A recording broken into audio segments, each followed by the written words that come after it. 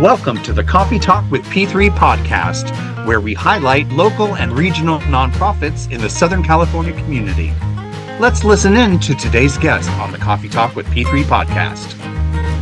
Hello and welcome to another episode of Coffee Talk with P3. I'm John Peterson with P3 Theater Company, and I am here today with the lovely and talented Marcy Sudock of Musique Sur La Mer. That's correct. That's about as close as I can get to French. That was very good. Well, it was as close as I got. And I'm assuming because it's La Mer, that means the sea, and Musique Sur La Mer, so music by the sea? Well, that was our intention. Oh.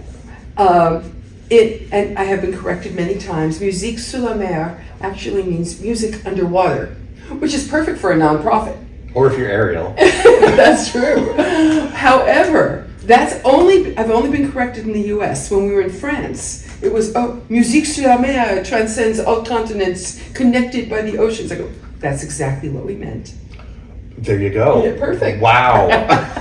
So it's a multi-purpose name, if you will. Exactly. Very cool. Well, we are here to talk about you and your amazing organization and to make the community aware of what's going on that they may not know about. Okay. So let me think. So we have Musique Sur La Mer, we have Marcy Sudock. Mm-hmm. You existed before the company. I did. So how did you get involved in the arts? Oh my gosh, it started at Long Beach schools. Long Beach schools used to have a pull-out program during the day, and everybody was either in choir, in band, or in orchestra starting in the 4th grade. Oh, wow. And we were pulled out 3 times a week from our class to go be in choir, band, or orchestra and learn. A neighbor had a violin, so I was going to learn how to play the violin. I sounded terrible, and I knew the difference between good and terrible. I remember my teacher very, very well in that class. She would cringe. And at one point in the 4th grade, I stomped my foot in my bedroom while practicing and said, I quit. And my mom said, you could quit anytime you want. And then quietly outside my door, I heard her say, I didn't know I raised a quitter. Oh, those are fighting words. Oh. I yelled out there going, I'm not a quitter. And my mom said, so what do you want to do? She knew me well. I said, I'm going to practice a lot. And I'm going to practice till I get so good that I am stopping because I've accomplished it. She said, okay.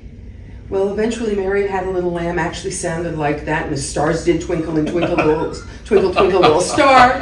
And by middle school, they had multi-levels of orchestra. There was beginning, intermediate, and advanced.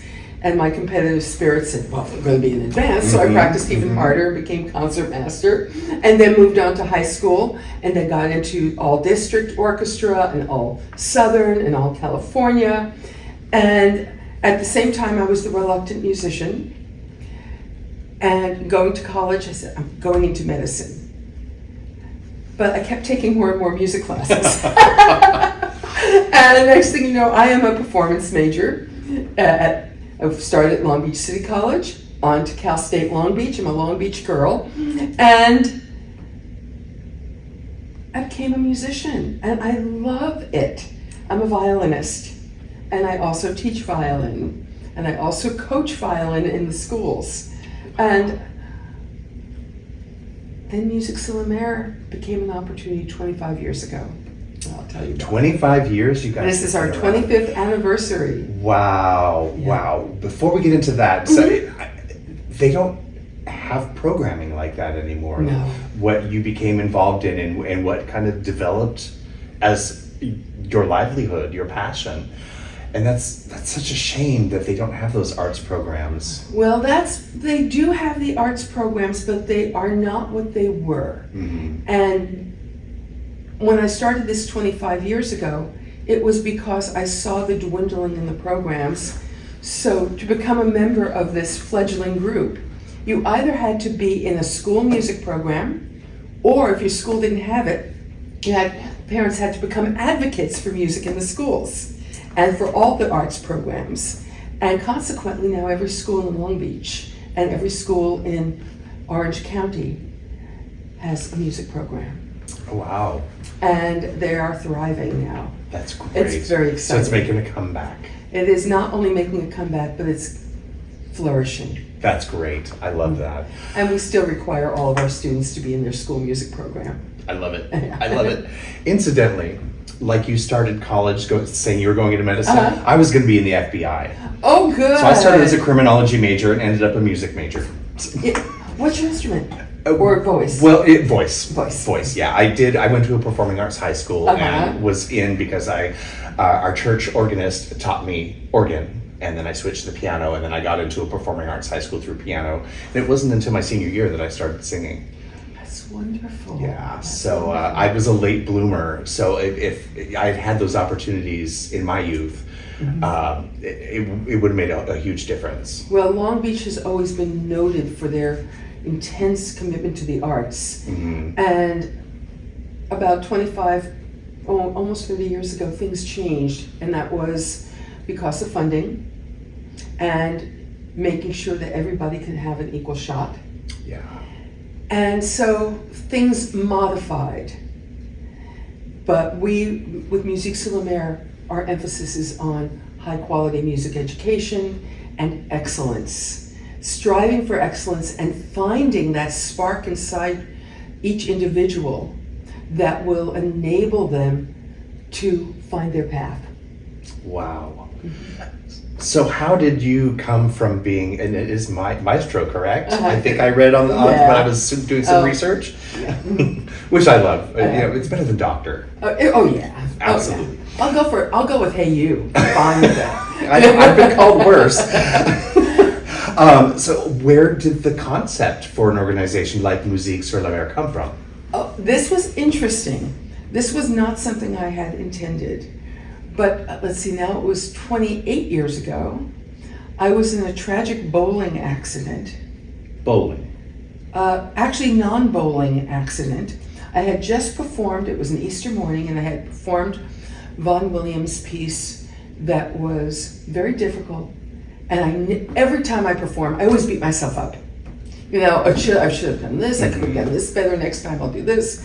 But I walked out of there going, that was not only fun, but that's the best I ever played. Oh, never gonna do that again. So it was my children, who were little at the time, said, we want to go bowling. I'm going, okay, well, I had just signed some major contracts, so I'm not bowling. Instead, I will keep score. Well, if I'm not bowling, guess what I'm not wearing on my feet? Shoes. Bowling shoes. And my then 4-year-old had the ball, and she rolled it down, I guess they call it an alley, and it got stuck about 3 feet above. And I went into mommy mode.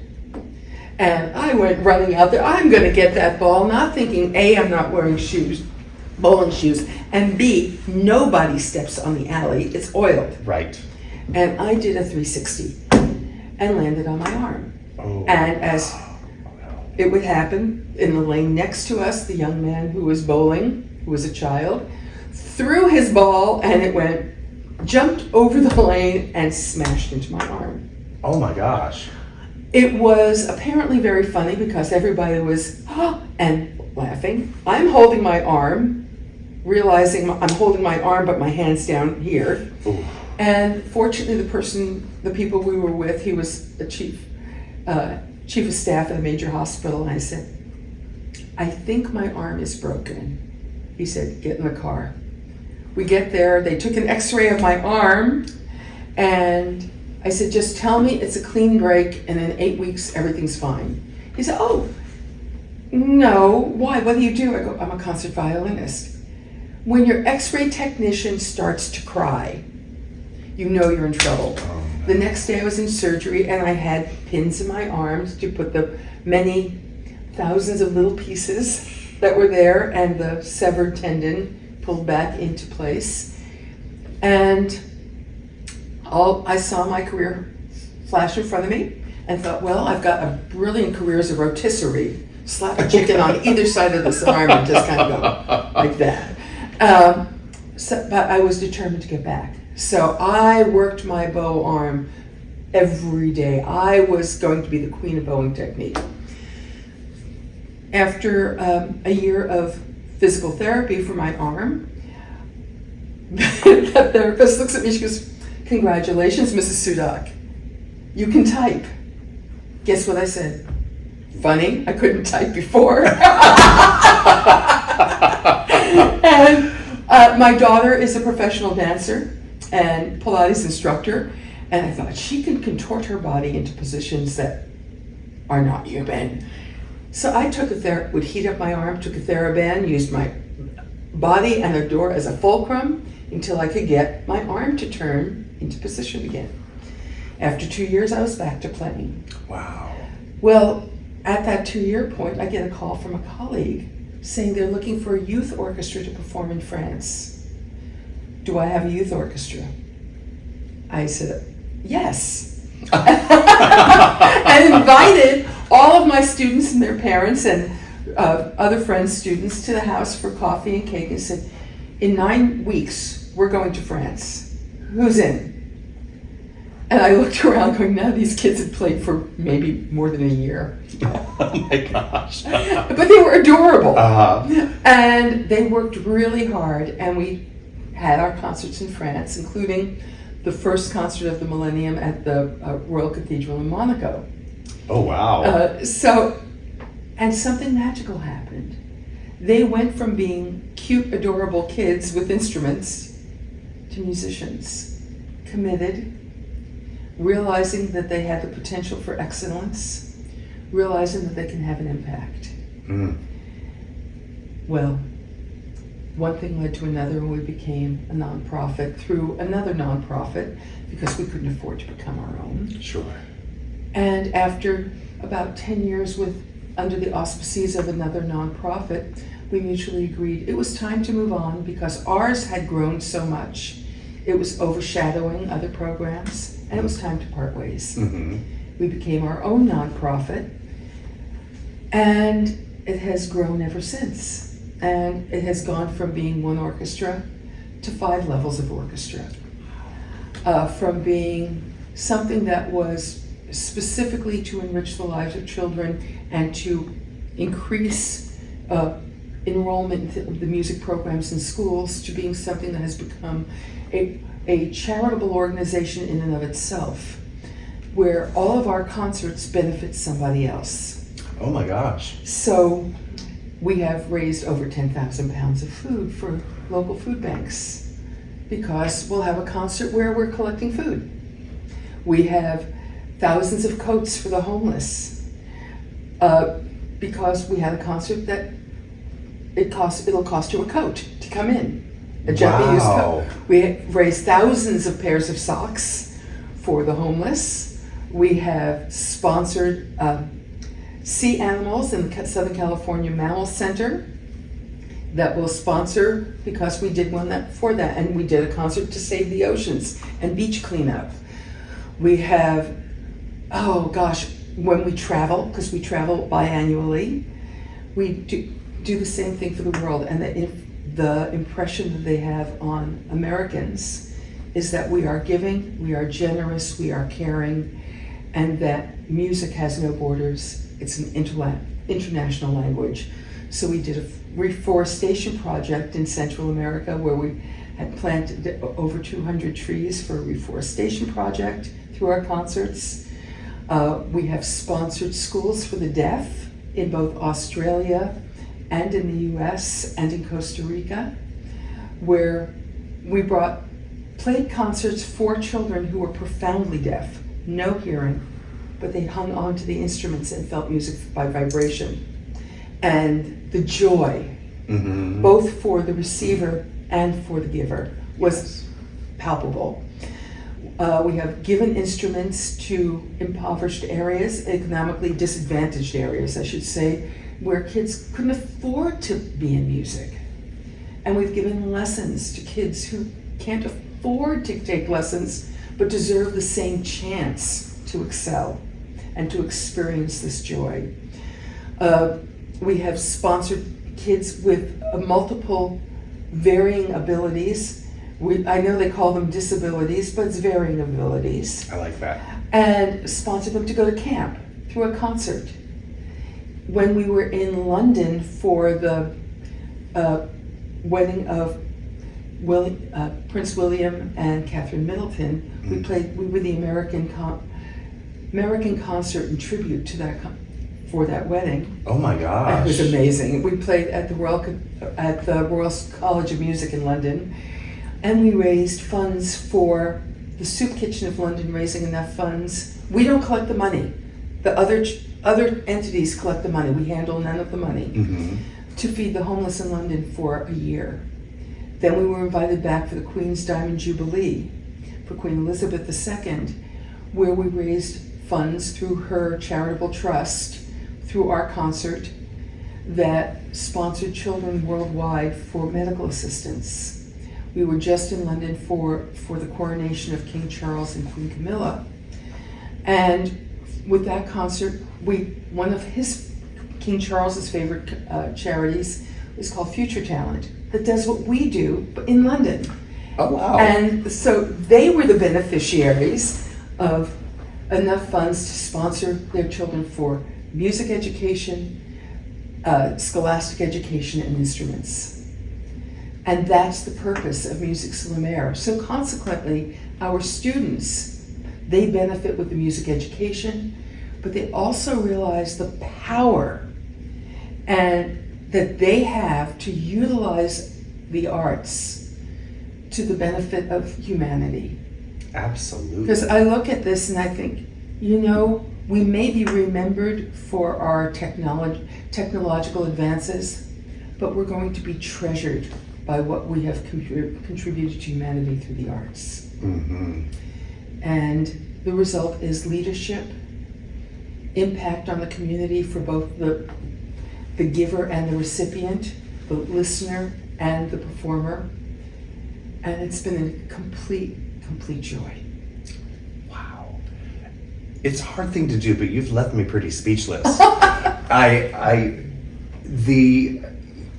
Aside from all of the obvious benefits that happen because of Musique Sur La Mer, it's pretty clear what each of the organizations you do concerts to benefit for, what they get.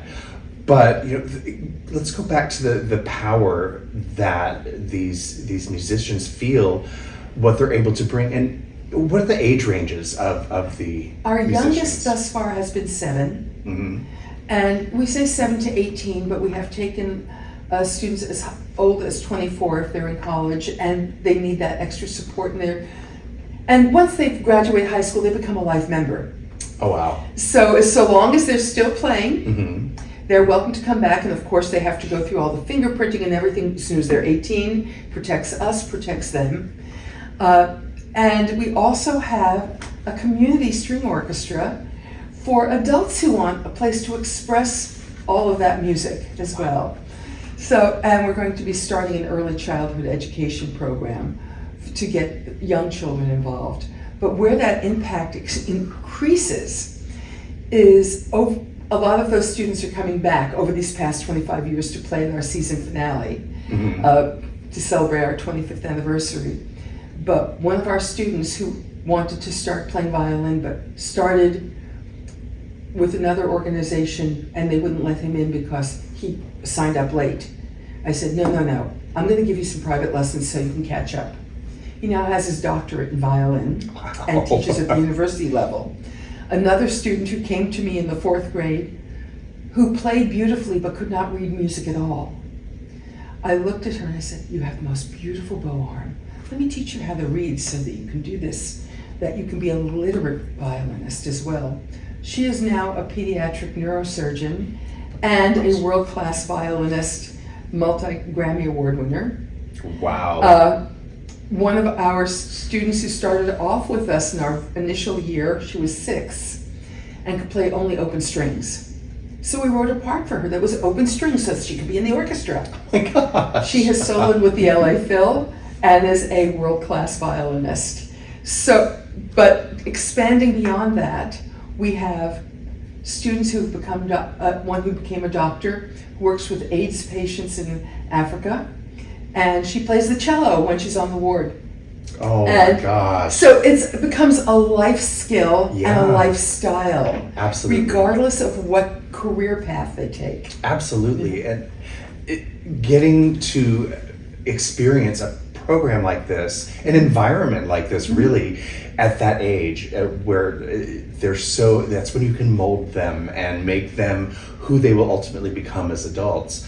And to have the opportunity to go to different cultures, different countries, witness challenges of different parts of the world, and know that they're making a difference for that. Yep. That is setting them up not only to be an amazing human being, but for success on so many levels. Well, the greatest education anyone can have is travel. Absolutely. You find that we are more similar than dissimilar.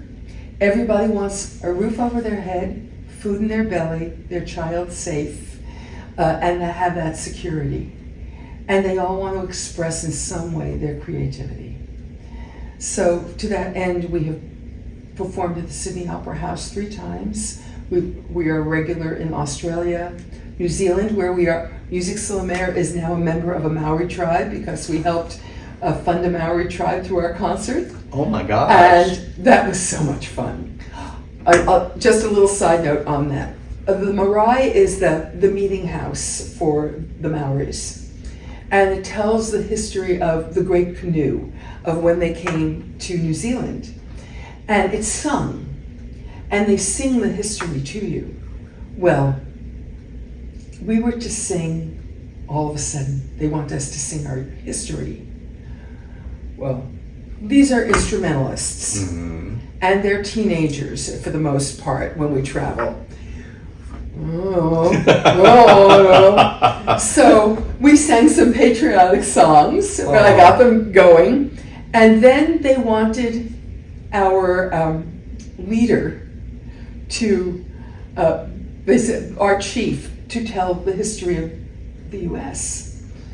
And so I went to the leader had to be male. So I had my husband do it. And one of the kids go, wow, she's going to let him be the leader this time. Right?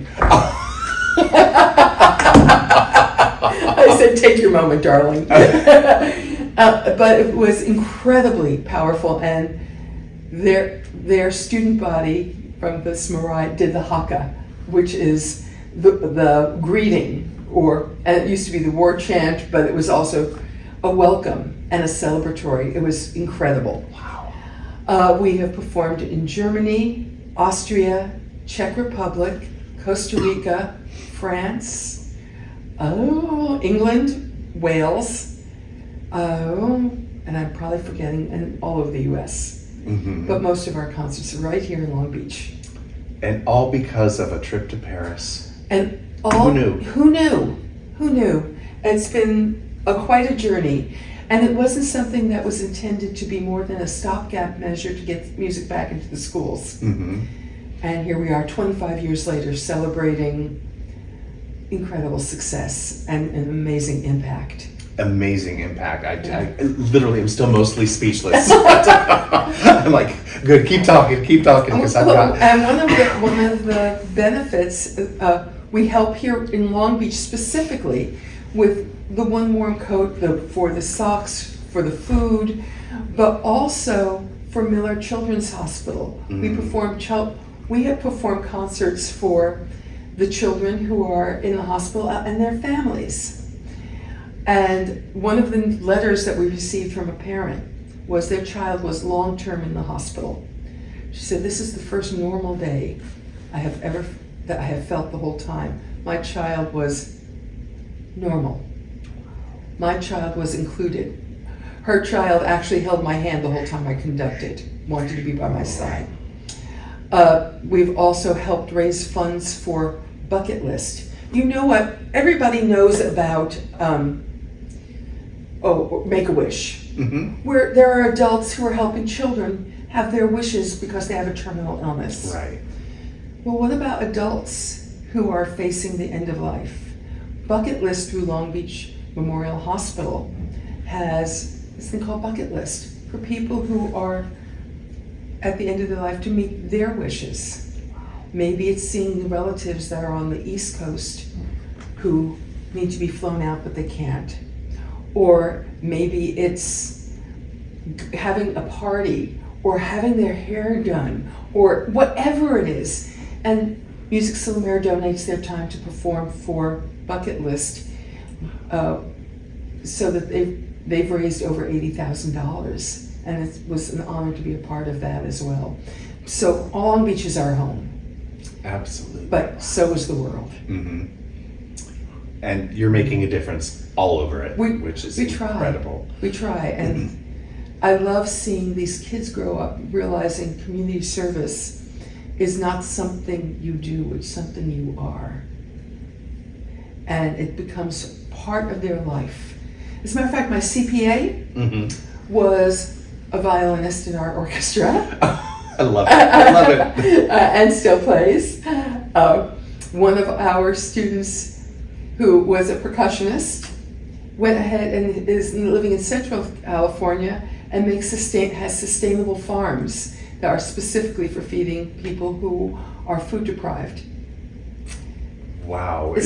Yeah. This education, if you will, this experience they're getting to have, it's how they're living their lives now, which truly is the definition of a nonprofit. Without question. It's creating not only a culture of art, creating a culture of music, but it's creating a culture of giving. That it's not something that you do for yourself for reward. You do it because it's the right thing to do. Yeah. It's just part of what we do. Wow. So you mentioned to me before we were on the air that and maybe you mentioned on here too, but your concerts are all free, except with the exception of the season finale. Correct. So you've got all these trips that you're taking all over the world. You've got operations costs. You've got insurance you have to have. You have the list just goes on and on. I'm sure that you don't want me to continue because and more than 80% of our kids who are in the orchestra are on scholarship. Wow. At some point of scholarship, we have never turned a qualified student away for lack of funds. That's fantastic. Yeah. How do you? Where does? Well, I've always relied on the kindness of strangers. The kindness of strangers. Thank you, Tennessee Williams. but actually, it's community support, grant funding, fundraising, but we do our fundraising differently, and I'll tell you about that. Long Beach Gives. Huge impact. And every dollar counts. We do not put a whole lot into staffing. Most of our staff are volunteers. We put it all into the kids. We put it all into the kids and all into the community. How can we be of service? But that's how we do it. For those who become members of Musique Sur La Mer as a part of our guild, they become members of our guild. And it's cumulative. So you might start off in the guild as a music lover for $25.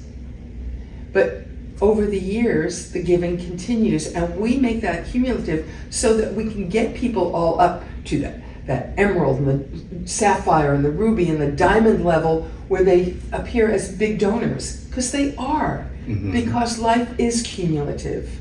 Learning is cumulative, and so is giving. That's an amazing outlook, and it's true. It's something that, as you said, I think, well, of course, but it never crossed my mind to think of it that way. Yeah. And what we're looking at right now is we need to expand on our corporate giving. We want people who are looking to make not just a momentary impact, but a lifelong impact. Their gift, no matter how small or how large, has legs. It's a ripple effect. It's that little pebble in the pond that ripples and ripples and ripples out. Every student that we have is a pebble in the pond that ripples forward. We are now at the point where we have children of former members who are in I don't feel old at all. At all. And they remember when my hair was dark. I'm embracing this. But it's the kindness, the generosity of the community that makes the impact. and it encourages us to go forward. Yes. 100%. My goodness. And sorry, the sirens distracted me. So I went, oh no, should we stop? No, that's the universal sign for an outdoor concert to start. Oh, there we go. If the wind blows, a siren goes on, a baby cries. Must be time to start the concert. Yes, so true. Oh, it makes me think of when I'm at the theater, and it's, like the theaters in Hollywood or even in New York. Yep. And all of a sudden, Always. It's like, oh yeah, we're in the middle of On My Own in Les Miserables. Exactly. Well, you're not on your own. Quietest moment in the show, of course. Always. Oh, wow.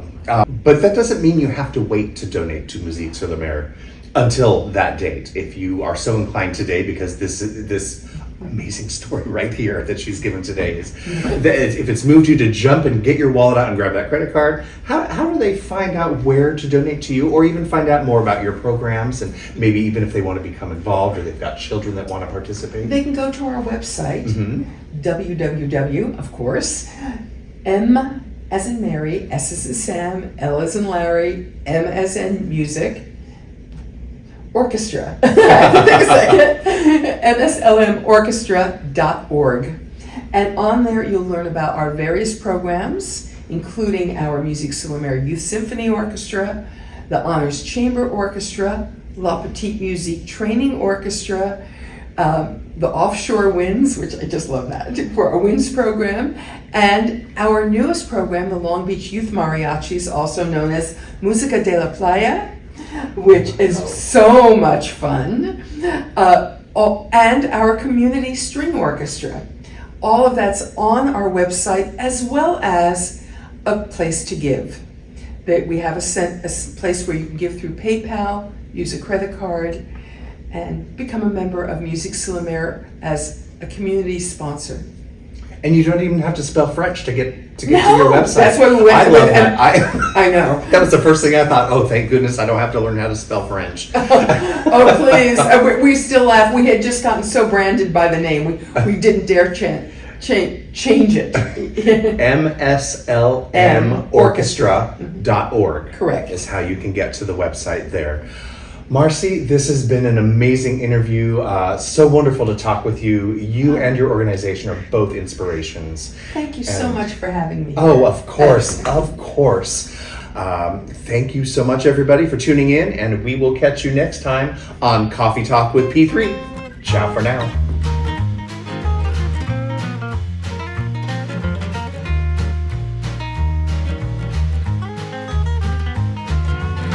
To learn more about the Coffee Talk with P3 podcast and the nonprofit theater behind this podcast, go to the P3 Theater Company website at www.p3theater.biz.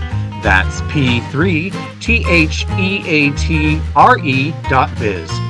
And if you are a theater and arts nonprofit that would like to be highlighted on a Coffee Talk with P3 podcast, or you know a nonprofit that should be highlighted, please email me, John Peterson, at john@p3theater.biz. That's JON John at p3theater.biz.